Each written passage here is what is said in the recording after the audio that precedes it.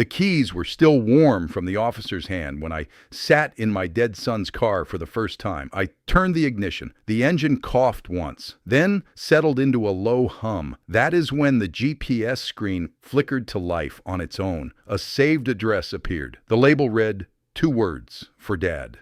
To understand what happened that night, I need to take you back to the beginning, back to the kind of life where something like this would have seemed impossible. My name is Henry Callahan. I am 67 years old. I live in a town called Ridgewood, Virginia, the kind of place where everybody knows your name and nobody locks their front door. I spent 41 years working with my hands. People around here know me as the man who builds furniture, rocking chairs, dining tables, bookshelves made from oak and walnut that I milled myself. I drive a 1994 Chevy pickup with 214,000 miles on it. The paint is sun-faded. The passenger seat has a permanent indent from my Labrador Beau who rides with me everywhere.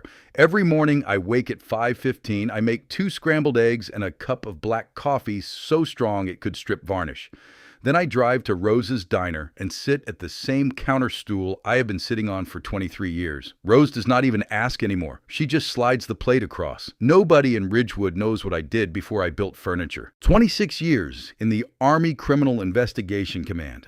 I investigated fraud, corruption, theft. I tracked men who thought they were smarter than the system. I sat across from generals and contractors and men with 7-figure salaries, and I took apart their lies the way you take apart a dovetail joint, piece by piece. I never told anyone. Not even my wife knew the full scope of it until after I retired. I left that world behind when I moved to Ridgewood. I wanted silence. I wanted sawdust on my hands instead of case files. I wanted to be nobody. And for a long time, that is exactly what I was. My wife, Margaret, was the reason I survived the transition. She had a way of seeing through everything, through excuses, through pretenses, through the armor I wore even around her. Maggie died 4 years ago. Pancreatic cancer. The doctors gave her 8 months. She lasted 11. She fought it the way she did everything, quietly and without complaint. There was a phrase she used to say. She said it when the kids were small and fighting. She said it when I came home from a case frustrated because the guilty man was still walking free. She said it when the diagnosis came. The truth does not hide forever, Henry. It just waits for the right pair of hands to find it. I heard those words so many times they became part of the air in our house.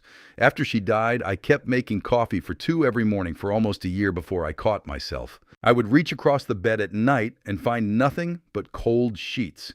I would talk to her while I worked in the shop, asking her opinion on the grain of a piece of cherry wood, and then the silence would hit me like a hammer to the sternum. The grief did not break me. It hollowed me out. But I kept going because I had 2 reasons to stay upright. Daniel and Sophie. Daniel was my son, 33 years old, quiet, thoughtful, an engineer at a small firm in Charlottesville. He had his mother's eyes and my stubbornness. He drove an old dark blue Subaru wagon with a dent in the rear bumper that he never bothered to fix. He came home every other Sunday for dinner. We did not talk much during those meals. We did not need to. We just sat on the porch afterward, drinking coffee, listening to the crickets, and being together in the way men are when words are not enough and silence says everything. Sophie was my daughter, 35. She taught 3rd grade at Ridgewood Elementary. She had Maggie's laugh, the kind that made a room feel warmer. She was kind to a fault. She trusted people too easily, believed the best in everyone even when the evidence said otherwise. That was the thing about Sophie. She had a blind spot the size of a canyon, and it was made entirely of hope. About 18 months ago, Sophie brought a man home for Sunday dinner. His name was Nathan Cross. He was 39, a financial advisor from Richmond. He drove a silver sedan that looked like it had never seen a gravel road. He wore a pressed shirt with the sleeves rolled just so. He brought a bottle of wine that probably cost more than my grocery bill for the week. He shook my hand firmly. He looked me in the eye. He asked about the furniture in the house and seemed genuinely interested. He complimented Maggie's garden, which Sophie had kept alive in the years since her mother's passing. He helped clear the dishes without being asked. I wanted to like him. Lord knows I tried. Sophie deserved someone who would take care of her. She had been alone for a long time, and the loneliness had started to change her. She smiled less. She called less. So when Nathan appeared and her voice brightened on the phone again, I told myself this was a good thing, but something sat wrong in my gut. Not a thought. A feeling. The kind of feeling I had learned to trust during 26 years of interrogating liars. I could not name it yet. I had no evidence. Just a whisper in the back of my skull that said, watch. So I watched. If this story is already pulling at something inside you, I hope you will stay with me. Subscribe to this channel so that stories like this one keep reaching the people who need to hear them. The first sign came at Thanksgiving dinner. Nathan was carving the turkey. He was doing it well, confidently, as though he had done it 100 times. Sophie watched him with admiration. Then he made a joke. He said, "You know, Soph, maybe next year we should have Thanksgiving at a real dining table. This one is a little rough around the edges." He glanced at me and smiled. "No offense, Henry. I built that table. I built it from a piece of black walnut I had been aging for 6 years. Maggie picked the design. I spent 4 months on it. The legs were hand-turned. The joints were pegged, not screwed. It was the last piece of furniture I made before Maggie got sick." I said nothing. I just passed the cranberry sauce, but my jaw tightened so hard I felt it in my temples. Sophie laughed, a quick, nervous laugh, the kind that covers a wound. 2 weeks later, Nathan came by the house to pick up Sophie for a weekend trip. He waited in the driveway. He did not come inside. I walked out to say hello. He was leaning against his car, scrolling through something on his phone. He looked up. "Hey, Henry, you ever think about selling this place?" He gestured at the house, at the shop, at the land. "You are sitting on a nice piece of property. Could probably get $300,000 for it. Put you in a comfortable little condo somewhere." I looked at him. My hands hung at my sides. They smelled like linseed oil and cedar. "This house is not for sale," I said. He shrugged, just thinking out loud. But his eyes did not match his casual tone. They were calculating, measuring. I had seen that look before, in interrogation rooms, in the faces of men who wanted something and were figuring out how to take it. None of us knew how deep the damage would go. That is the thing about people like Nathan. They do not destroy you all at once. They do it slowly, one comment at a time, one suggestion, one look, until you start to believe you are the problem. Sophie started changing. She stopped wearing her mother's necklace, the small silver pendant with the forget-me-not engraved on it that Maggie had given her on her 18th birthday. When I asked about it, she touched her bare collarbone and said she must have misplaced it. Her voice was too flat. Her eyes moved to the side. She was lying. I knew it the way I know the grain of a piece of wood runs in one direction. You can sand against it all you want. It will still splinter. Then came the dinner at the Italian restaurant in town. Nathan, Sophie, Daniel, and me. Nathan ordered for Sophie without asking her what she wanted. She did not object. She just folded her menu and placed it on the table. Daniel noticed. I saw his hand tighten around his water glass. When the waiter brought the wrong appetizer, Nathan snapped at him, not loudly, just enough to make the young man flinch. He said, "This is not what I ordered. Read it again." He did not say please. He did not lower his voice. The waiter apologized and left. Sophie stared at her napkin. Daniel stared at Nathan. I stared at the candle in the center of the table and watched the flame lean sideways, as if it too was trying to get away. But here is the thing that makes a man like Nathan dangerous. He was not always cruel. There was a night, maybe 2 months in, when Sophie had a fever. Nathan drove 40 minutes in the rain to bring her soup and medicine. He sat on the edge of her bed and read to her from one of her students' picture books. Sophie told me about it the next morning. Her voice was soft, grateful, and for just a moment, I doubted myself. I thought maybe the jokes were just jokes. Maybe the comments were just carelessness. Maybe I was an old man looking for ghosts because the real ones had already taken everything from me. Then Daniel called me. It was a Tuesday night.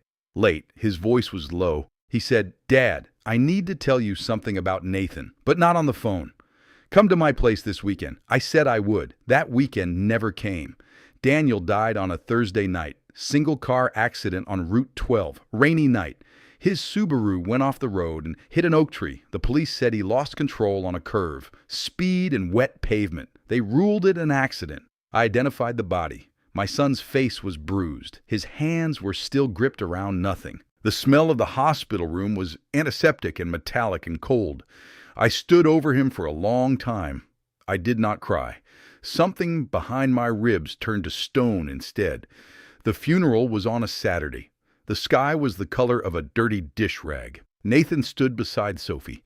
He held her arm. He handed her tissues. He looked appropriately grief-stricken, but I noticed that his shoes were brand new, polished black leather. Nobody wears new shoes to a funeral unless the occasion means nothing to them. I filed that detail away the way I used to file evidence in a case folder. 3 months passed. I did nothing with Daniel's car. It sat in my driveway beneath a canvas tarp, the blue paint collecting dust and pollen and maple seeds. I could not bring myself to sit in it. Every time I walked past it, I smelled him. Old coffee, pine air freshener, the faint trace of motor oil from the repair shop where he sometimes helped a friend on weekends. But one morning in January, I woke up and something had shifted. Maybe it was the dream I had. Maggie was standing in the kitchen. She was not sick. She was whole. She looked at me and said, "The truth does not hide forever, Henry." I got dressed. I walked outside. The air was so cold it burned my nostrils. I pulled the tarp off the Subaru. I sat in the driver's seat. The leather was freezing. My breath came out in white clouds. I turned the ignition. The engine rolled over, coughed, and caught. And that is when the GPS screen flickered to life. A saved address appeared. 2 words on the label, for Dad. My hands gripped the steering wheel so tightly that my knuckles cracked. The address was in Charlottesville, a storage facility on the east side of town, the industrial end near the old rail yard. I did not hesitate. I shifted into reverse, backed out of the driveway, and drove. The road was empty. The sky was white. Frost covered the fields on both sides of the highway like a sheet pulled over something sleeping. I drove for 47 minutes without turning on the radio. The only sound was the engine and my own breathing. The storage facility was a row of metal units behind a chain-link fence. Unit number 14. There was a padlock on the door. I tried the key from Daniel's key ring, the small brass one I had never identified. It fit. The lock clicked open. Inside the unit was a folding table, a desk lamp, a cardboard box, and a corkboard mounted on the wall. The corkboard was covered with photographs, printed documents, handwritten notes, and red string connecting one piece to another. My son had been running an investigation. I stood in that freezing metal box and felt the ground shift beneath my feet. Daniel had found everything. Bank statements showing Nathan had gained access to Sophie's accounts. Transfer records moving her savings into accounts she did not know existed. A printed background check revealing that Nathan Cross was not his real name. He had changed it 7 years earlier. Before that, he was Nathan Crowley, wanted in 2 states for financial fraud and elder exploitation. He had done this before, 3 times, 3 different women, each one trusting, each one kind, each one destroyed. Before I continue, I want to hear from you. Drop a comment right now and tell me what city you are watching from. I read every single one, and knowing you are out there keeps these stories alive. And then I found the last thing. A note in Daniel's handwriting pinned to the bottom right corner of the board. The ink was blue. The letters were small and precise. It said, "Dad, if you are reading this, something happened to me. I could not get to you in time. Take this to the state police, not local. Nathan has a contact in the Ridgewood department. Do not trust Chief Marsden." I sat down on the cold concrete floor. The air smelled like rust and motor oil and dust. I pressed my palms against my knees. The stone behind my ribs cracked open, and something hot poured through. Not grief, not rage. Something older than both. I had no idea that before the week was over, everything in Ridgewood would change. I did not go to the state police that day. I went home. I locked Daniel's car in the garage. I sat at my workbench in the shop and stared at a piece of unfinished oak for a long time. Sawdust hung in the air. The space heater ticked. Bo lay at my feet with his chin on my boot. I was not thinking about what to do. I already knew what to do. I was thinking about how. 26 years in Army CID taught me one thing above all else. You never confront a suspect until the trap is already closed. You never let them see you coming. You let them believe they have won, and then you open the door they did not know existed. That night I went to the basement. I opened the old footlocker beneath the stairs. Inside were my service records, my credentials, my case notebooks, all wrapped in oilcloth. I had not touched them in 15 years. I pulled them out. The smell of old paper and brass clasps filled my nose. Maggie's voice came back to me. Clear as spring water. The truth does not hide forever, Henry. It just waits for the right pair of hands to find it. I called an old friend, Arthur Brennan. He was 69, retired FBI, now living in Fredericksburg. We had worked 3 joint cases together in the 90s. He answered on the second ring. When I told him what I had found, he went silent for a long time. Then he said, "Tell me everything and bring copies." 2 days later, I drove to Fredericksburg with every document from Daniel's storage unit photocopied and organized in a binder. Arthur sat across from me at his kitchen table. His wife, Helen, brought us coffee and then quietly left the room. She knew the look. Arthur studied the files for 3 hours. He made 4 phone calls, one to a contact at the Virginia State Bureau of Investigation, one to a forensic accountant he trusted, 2 to people whose names he did not tell me. When he was done, he set down the last page. He looked at me. His eyes were steady. "Henry, your son built a solid case, but there is a hole. We have the financial fraud documented, but we need Nathan to confirm his identity on the record. If he denies being Crowley, his lawyer will stall this for years." I nodded. I already knew. "We need a confession," I said. Arthur leaned back, or at minimum, an admission of identity. In front of witnesses. Recorded. I drove home that night. The highway was dark. The headlights carved white tunnels through the trees. I had a plan. Nathan had been talking about throwing an engagement party for himself and Sophie. He wanted to do it at the Ridgewood Country Club, a big event, 80 guests, a catered dinner. He wanted to announce it publicly, to cement himself into the community so deeply that pulling him out would cause maximum damage. He did not know that the party was exactly what I needed. I went to see Sophie the next morning. She was in her classroom at the school. The hallway smelled like chalk and apple juice. Construction paper snowflakes hung from the ceiling. She looked thinner than the last time I had seen her. Her eyes had a dullness that reminded me of Maggie in the last weeks. Not sick, exhausted in a way that sleep could not fix. I hugged her. She held on longer than usual. I could feel her ribs through her sweater. "Dad," she said, "are you coming to the party on Saturday?" "I would not miss it," I said. She smiled, but the smile did not quite reach her eyes. That was the moment I knew I was doing the right thing. When your daughter smiles at you and the light does not make it all the way through, something has gone deeply wrong. Saturday came. The Ridgewood Country Club was decorated with white flowers and silver balloons. A string quartet played in the corner. Nathan was in his element. Dark suit, open collar. He moved through the room shaking hands, pouring wine, telling stories. He was magnetic. Even I could see it. He had the gift. The kind of charisma that makes people want to believe whatever he says. Sophie stood beside him. She was wearing a dark green dress that I had never seen before. She was not wearing her mother's necklace.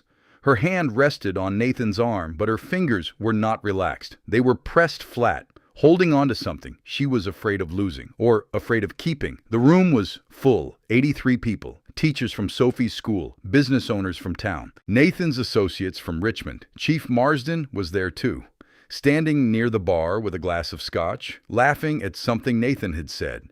I arrived with Arthur. He wore a gray sport coat. He looked like any other guest. Nobody noticed the small recording device in his breast pocket. Nobody noticed the 2 plainclothes officers from the State Bureau who had arrived separately and were standing near the exits. I had told Nathan I would say a few words at the party. He seemed delighted. "Of course, Henry, you're practically family." He clapped me on the shoulder. The gesture felt rehearsed, like a man who had practiced warmth in a mirror.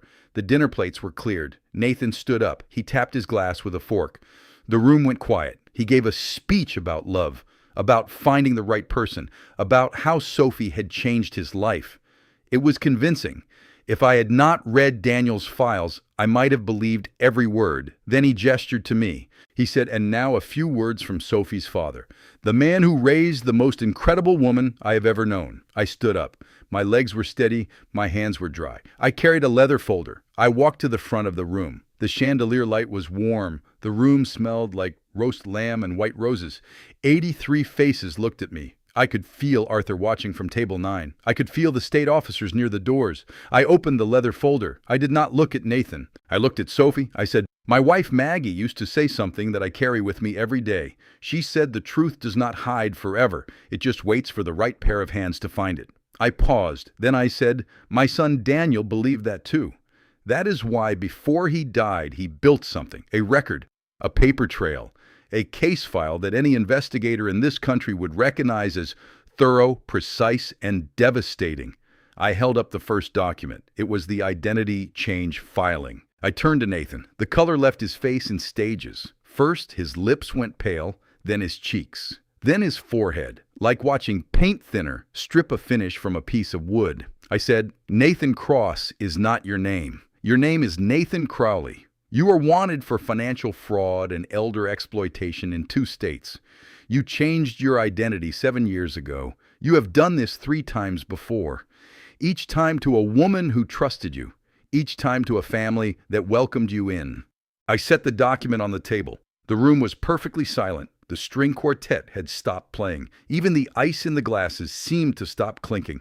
Sophie stared at me. Her eyes were wide. Her hand had dropped from Nathan's arm. Nathan opened his mouth. He tried to laugh. He said, "Henry, come on. This is a party. Whatever this is, we can talk about it later." His voice cracked on the word later. I did not raise my voice. I set down the next document. Bank records showing the transfers from Sophie's accounts. And then the next, the background check under his original name. Then the next, the police reports from the previous victims. Then the last, Daniel's note, the one that said, "Do not trust Chief Marsden. Nathan has a contact in the Ridgewood department." Chief Marsden set down his scotch glass. The sound it made against the bar was the loudest thing in the room. Nathan looked at the door. Arthur was already standing. His hand rested casually at his side. The 2 state officers stepped forward. One of them said, "Nathan Crowley, we need you to come with us.